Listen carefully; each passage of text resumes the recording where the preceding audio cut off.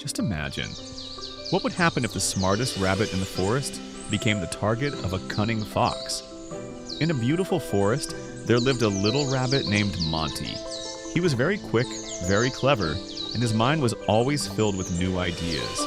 Wherever he went, it felt as if brightness followed him.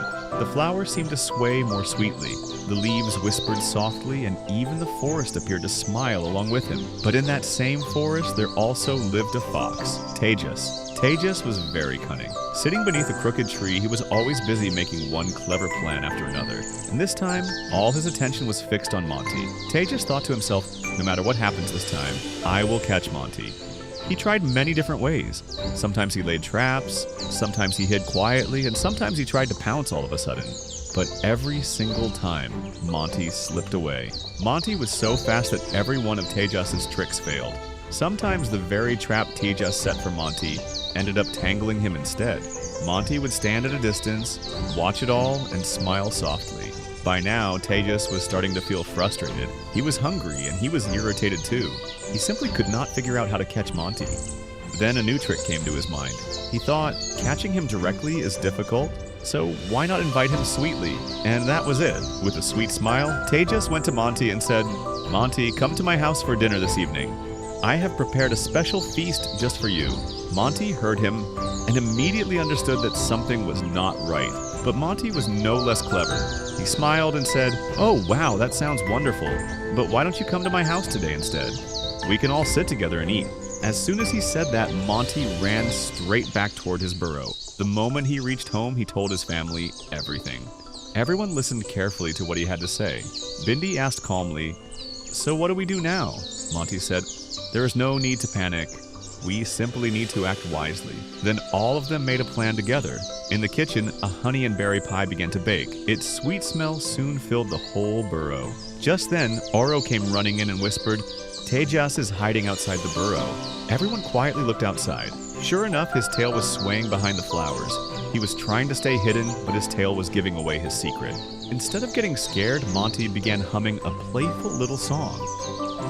The rest of the family stayed completely normal too.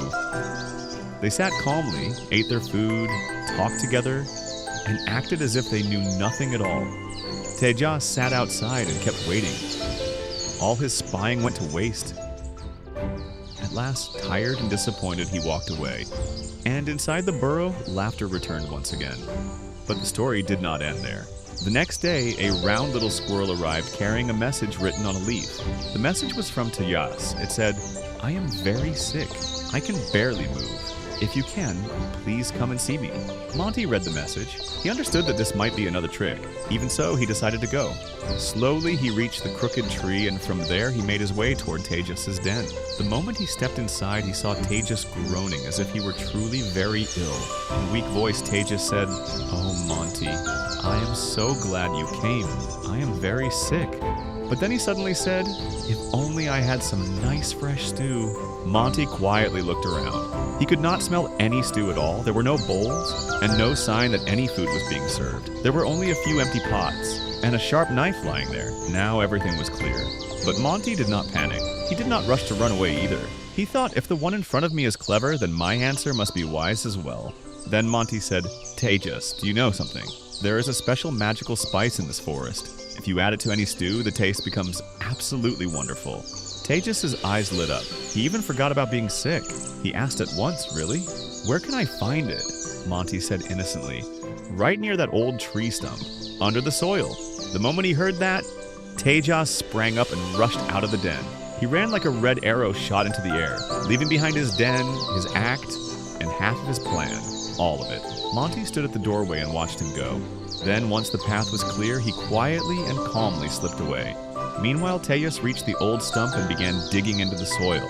He kept digging and digging, but there was nothing there. No magical spice and no secret at all. When he turned around to look back, Monty was already far away. Even after that day, Tejas did not give up. Sometimes he wore strange disguises. Sometimes he hid like a bush. And sometimes he set new traps again. But every time, the same thing happened. Monty understood every one of his tricks. Sometimes he escaped, and sometimes he turned the plan right back on Tejas. Many times, Tejas ended up caught in his own trap. And Monty, he simply laughed and moved on. Slowly, everyone in the forest came to understand that wisdom is greater than strength. Monty may have been small, but his mind was sharp. He faced every difficulty not by fighting, but by thinking carefully.